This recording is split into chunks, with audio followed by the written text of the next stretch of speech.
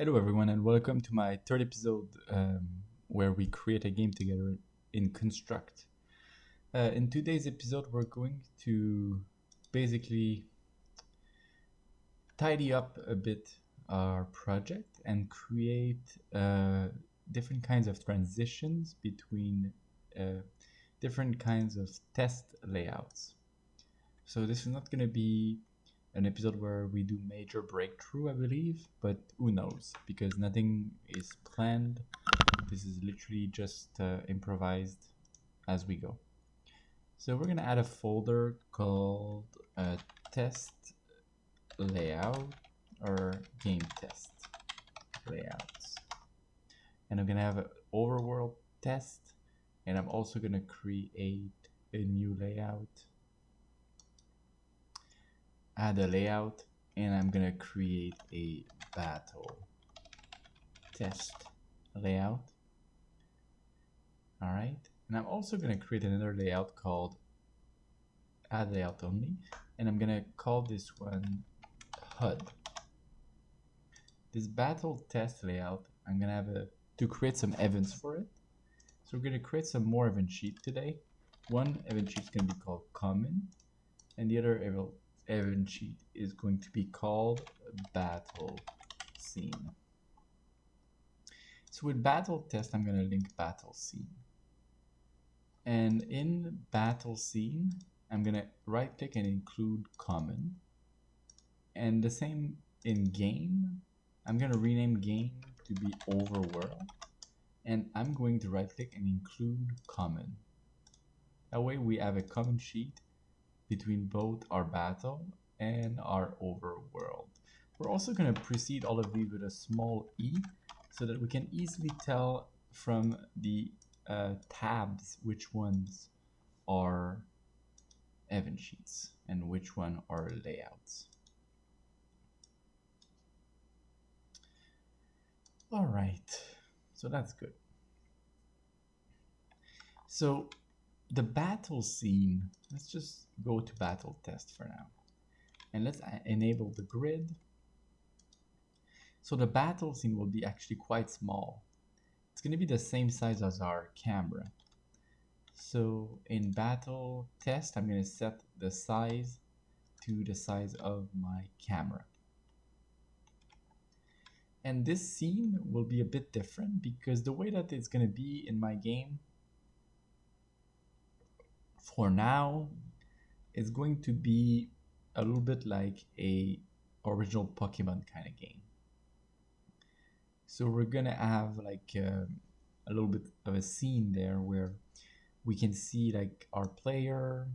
Let's actually draw the scene out a little bit. Maybe that's gonna help us out. So we're gonna have like a player down there, and after that, so there's gonna be like a player art, and we're also gonna create like a little bit of a I would like to be like kind of like a board because I would like to make this game a bit more advanced than Pokemon actually.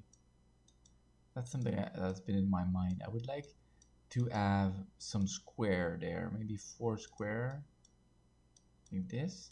So 4, 4. So let's say we have like 5 rows of 4, like that, right?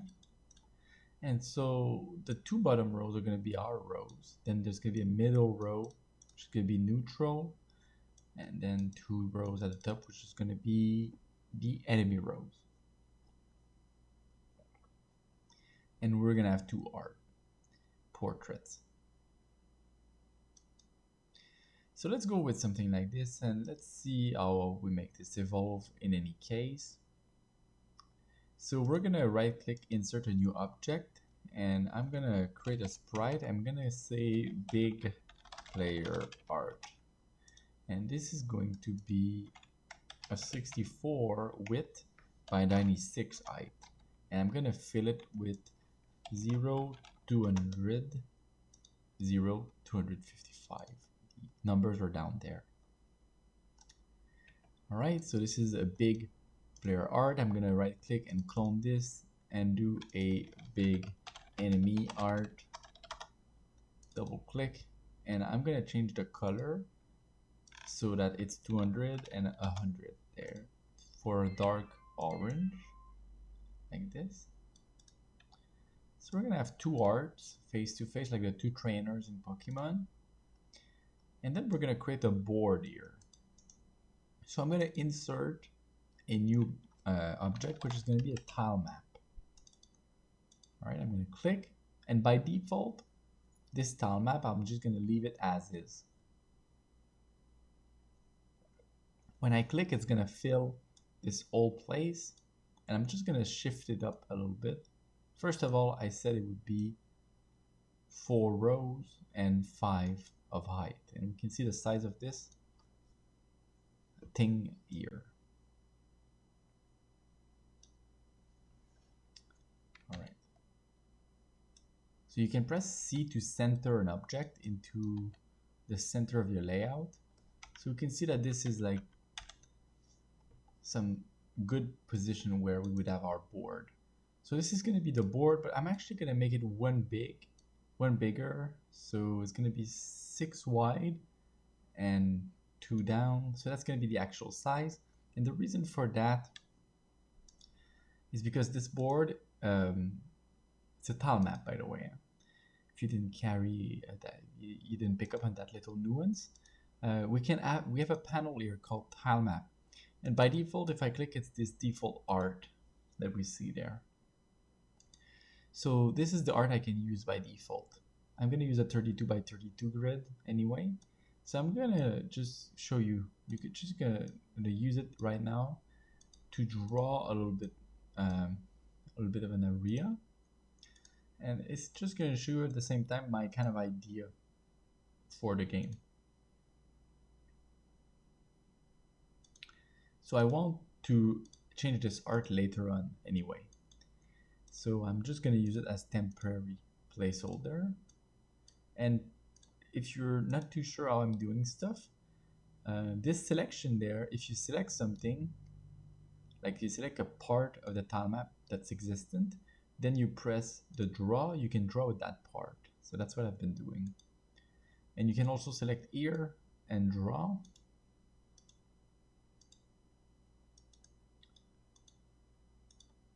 All right, so I'm just kind of going along. The tile map editor is very good. It's just a bit quirky, but it's pretty powerful.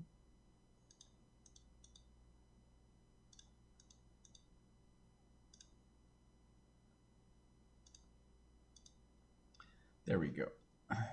Let's do something like this. Just to say that this is like our kind of stage there. So we're gonna say this is the battle stage. It's a tile map. Battle stage.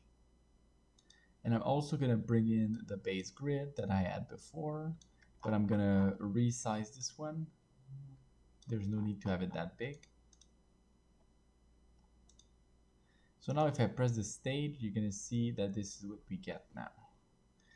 So this is gonna be our battle view, like part 1, you know, just like very rough. Obviously, this isn't gonna be like the final game.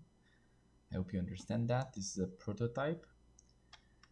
And so we're gonna move to that battle view when we collide with one of these enemies. And the way we're gonna do that is that we're just gonna have to walk on top of it, and it's gonna cut to the other view. That's gonna be how we do it for now.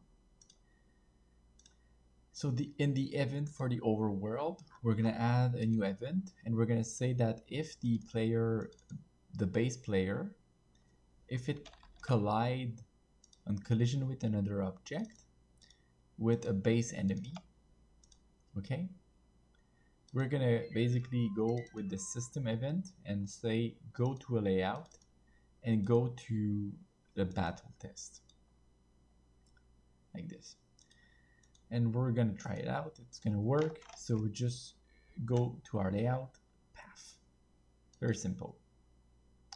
In the battle test, I'm gonna want to add a button Okay, so but I'm gonna bring this in the object like we did for the generic objects that we wanted to use for the same reasons that I presented in the very first episode, essentially. So we're going to just go back to the battle test and drag a button. And I'm gonna make a very small button like this one. And I'm gonna make, as a text, put 2 back arrows like this. And I'm gonna create a template and call it back to overworld button. Like that. And in my battle scene, I'm gonna say that button unclicked, and I'm gonna check if the button actually I will use system compared to values, and I'll check button dot template name, and I'll check if it's equal to back to overworld button. Control X to cut away, B to put the subheading, and Control V to paste, essentially, the condition. And then I'm just gonna, sorry, this is actually pretty small. We want to zoom in, drag this. So when we press a button on the battle scene, if the button has this name, we're gonna basically go back. So go to layout, back to our overworld test. And so we have a back and forth mechanism where we can try this out. Let's just start on the right layout. So I go and I can come back. And you can see everything gets reloaded, okay? Everything gets reloaded, kind of like a default state. So if I go and I come back, it's like all these enemies and my player, they're all gonna go back to their state 0, like this original state there, okay? Just so I make this clear, I'm gonna create a new sprite called test landmark, and I'm gonna just put a green object, double click, resize to 64 by 96, and I'm gonna put the image point at the bottom, and I'm gonna put a landmark here, and just so you can see what I mean, you know, I'm here to the right of the landmark, I go in the fight, but I come back and I'm left. I'm not in the right spot when I come out. The game has not been preserved. So what we'll do is we'll give these objects, the base enemies, we'll give them a behavior called persist. And that's going to make it so that they persist into their original state. And we're also going to do the same for our base player. Behavior, we're going to add persist. And so now, if I'm just walking around and I go into the battle, then when I come out, actually when I come out, I'm going to be stuck and going back.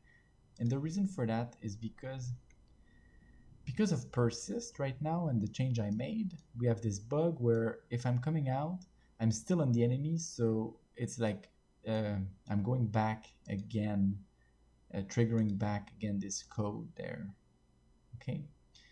So when I collide with the base enemy, I can either destroy it for now, or something else I could do to be less destructive is I could go in the base enemy, add a variable, and say active or battle active.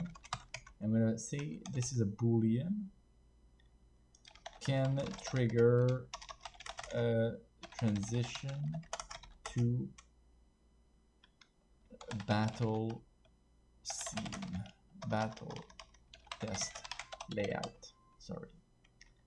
All right, and we're gonna disable it in the list. And so when we collide with the base enemy, we're gonna check if a variable, oops, sorry, to disable this timer, we're gonna check if a boolean instance variable is set.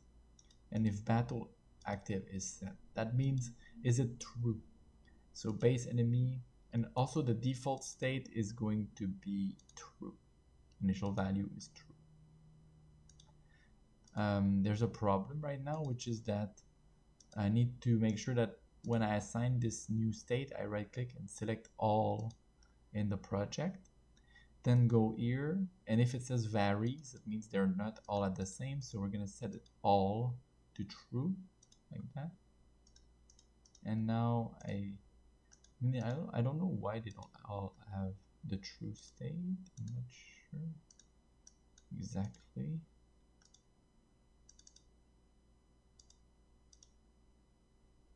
I keep saying varies. Maybe that's a bug. We'll assume it's true.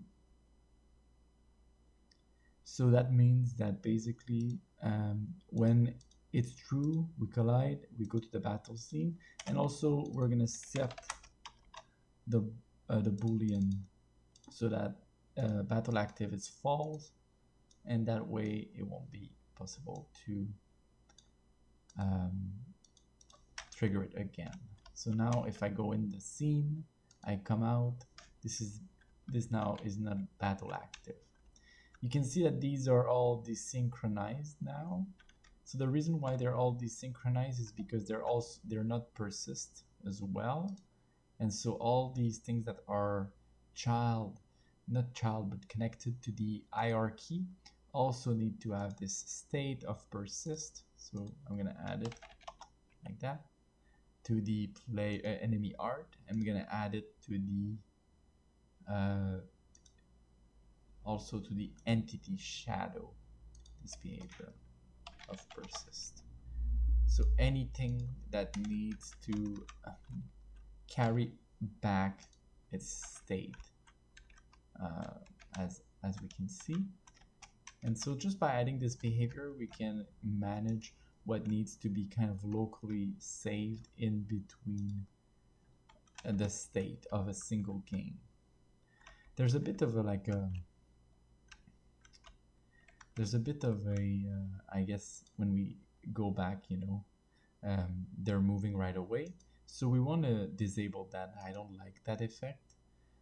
So we're gonna go, and I'm not quite sure actually why I created this effect initially. So we're gonna go in the overworld, and this effect was essentially triggered here. All right. So we're gonna change that. We're gonna just remove the unstart and make this back to an end block. And this timer, I'm gonna copy it and also basically say on start of layout system for each, and go through all my base enemies, and I'm gonna start their timer like that. And I think this should be good. So now they're all moving, and if I go and I come back, they're not moving like crazy. So that's cool. So the state of these enemies is now persistent between our movement, between the battle scene and the overworld scene, and you can see that they're deactivated. They're all deactivated once they've been encountered once. So to display them as being deactivated, what I'm going to be doing in the base enemy, I'm going to add a new frame. So I'm going to duplicate this frame, and in this frame will be 128 on all the values. So it's going to be gray. Okay. And make sure your animation has 0 speed. We can rename it state. And basically, when it deactivates, we're gonna say, so if the base enemy, we're gonna come. So actually, it might be easier to just do it here. We're gonna say base enemy set frame to 1, like this. So that's quite simple. So when they're deactivated, they're going to become gray, like this, showing that they are not enabled for combat. So what we can do is we can say that if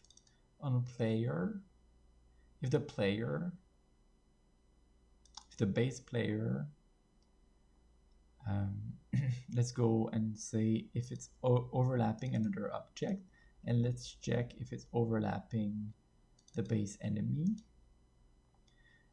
So let's say if it's right click and invert, not overlapping the base enemy, let's set the battle active state back to true, and let's say this state is back to 0, like this.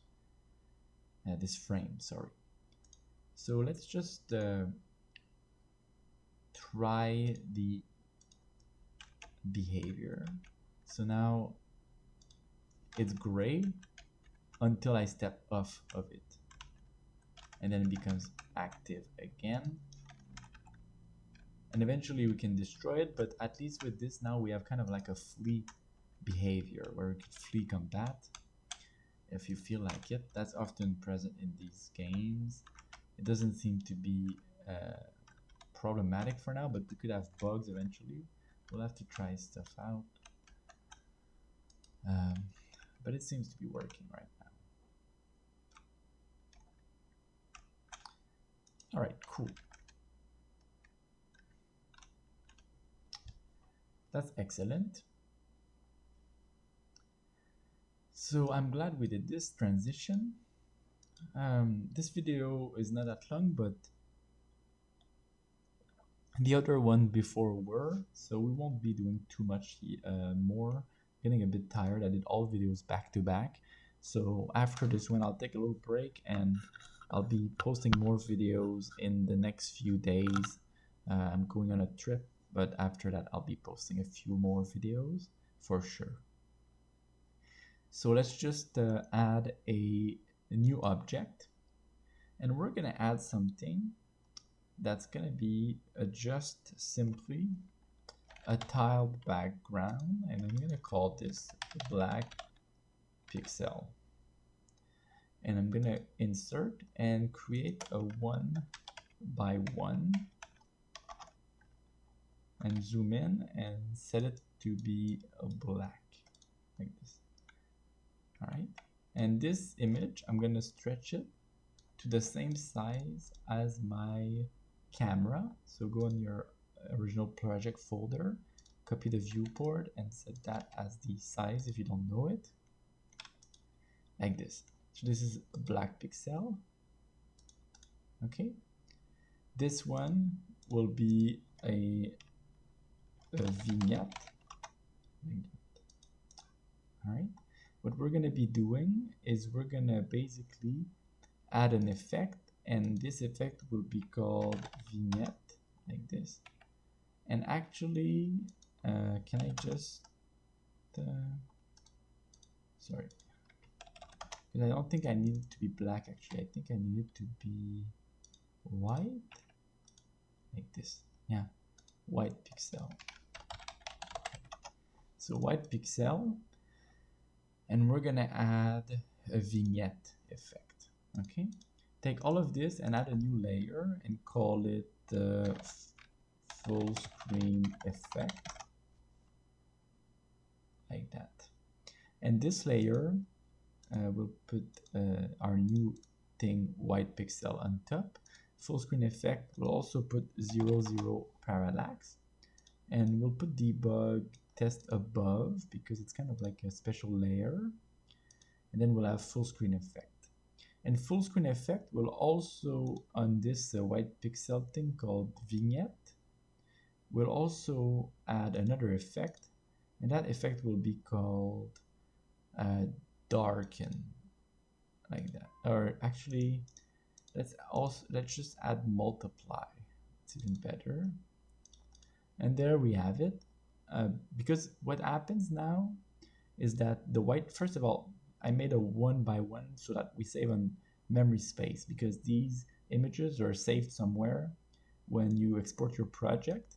the engine creates sprite sheets out of them, and the size of these sprite sheet is real memory space. So the smaller if you just need one pixel, you can just stretch it. Same technique they use when they make Facebook. When the Facebook web designer, they use lots of these techniques where they can like repeat single images over and over to create long borders and things like that. So same technique. And then let's just put these one after the other. So that's cool. They added this new feature where you can enable the effects, and so I can better preview it with you guys. So we have the vignette, and then the multiply, basically it takes the pixel and multiplies it with the other pixel behind it. So if we multiply 1 by what's behind it, it becomes the same, because 1 by 5, for example, 1 multiplied by 0.6 equals 0.6. And then if you multiply a dark pixel by what's behind, it becomes darker. So in this effect, what happens is that only the dark pixel affect what's behind. So it darkens the edge and creates a vignette around your scene like that. So you can create a vignette around your scene. And this object, we can also add a behavior to it called tween. Okay, we'll use this tween to control our vignette. So the way we'll do this is we'll go back to the overworld and we'll create a function, and that function will be called vignette transition, like that. Since we only have one of these white pixels for now, actually we can just say system and then pick by comparison and pick the white pixel and pick the white pixel that have a template name that is called vignette. And we'll call this just pixels, because basically I can give them different colors if I want with this color feature. So I'm just gonna pick the pixels that are called vignette, and basically this vignette transition is going to be something where I use these pixels and I call their tween, okay, tween, and I set a tween there, tween. So I'm gonna do a tween. I'm gonna say transition, and I'm gonna say go from 0. Sorry, transition. That's not gonna be the name. It's gonna be animate start radius.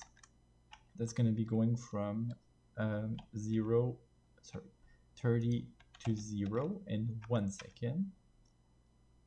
And let's keep everything else by default. And also we'll copy paste, and this one will be called animate end radius. And this one will be doing something. Let's try it. I'm not sure we actually need it, but let's try it. 75 to 890. 1 second. There we go. All right, so that's the tween. We start 2 tweens with 2 different names, like this. Okay, and we could also say basically after this something else. We'll just add a block, and on it we'll pick our pixels and we'll say tween is playing.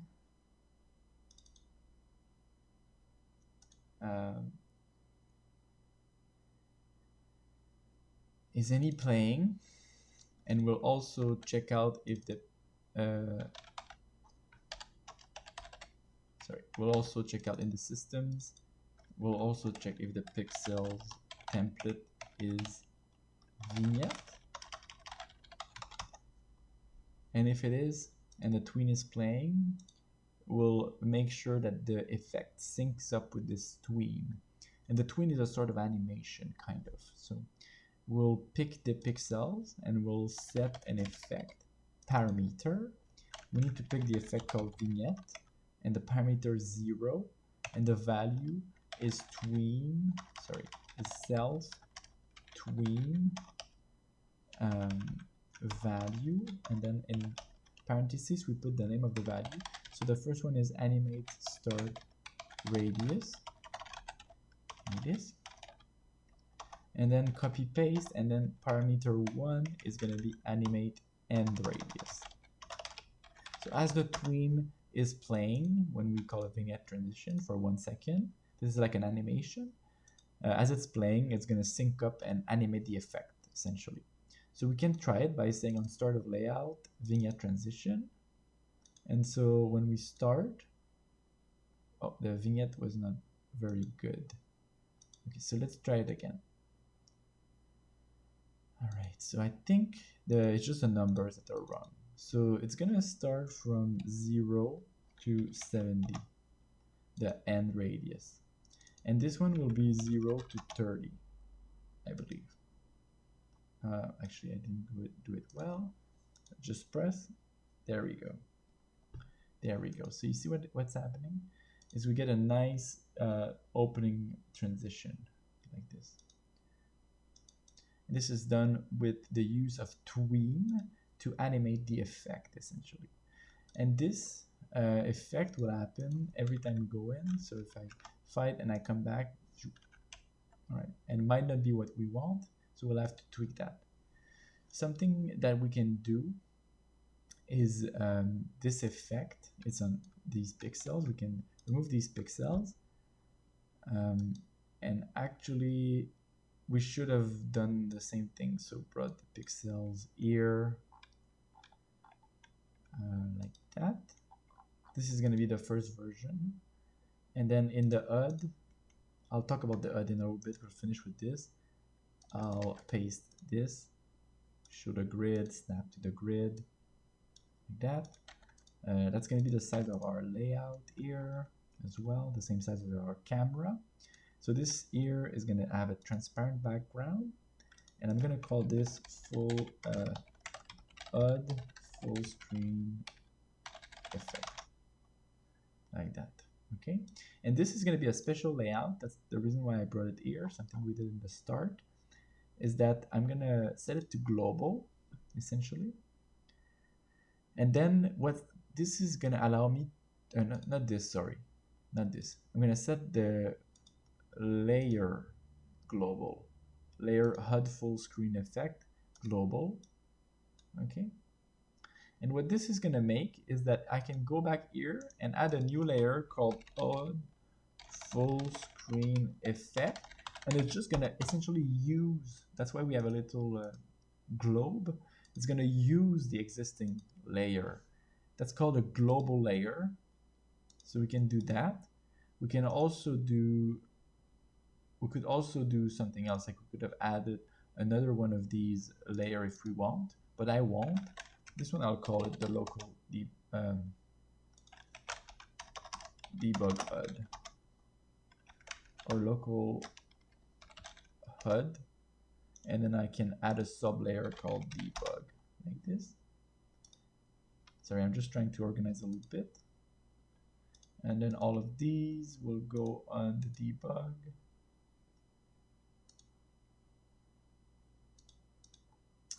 There we go. So we can get the global layer that's being placed here on HUD, and I can build all my HUD here in different global layer, and then include these global layers in different parts of my program. So that's what we're going to be working on eventually. So what I did now is just bring in the vignette from the global layer, and I'm gonna, the reason I did this is because I want to bring it here as well. So HUD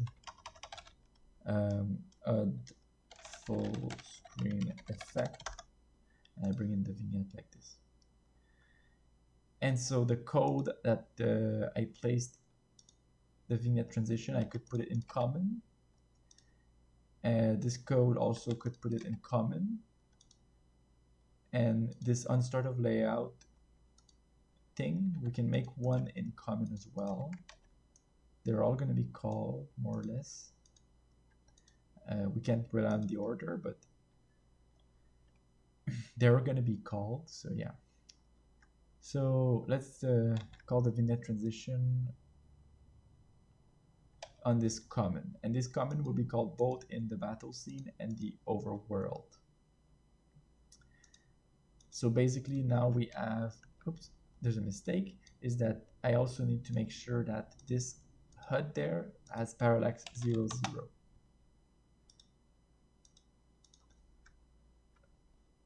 Right? I was on the wrong layer. If you want to fix that, you go in Creature Capture or whatever your project is, and set the default layer to be the one you always want. So overworld test. And so we have a transition, and then we have another mistake. Sorry. This debug needs to be 0, 0. All right, perfect. There we go. And then if we go, we also have a transition, and then we have the same transition. So it's always the same transitions being reused.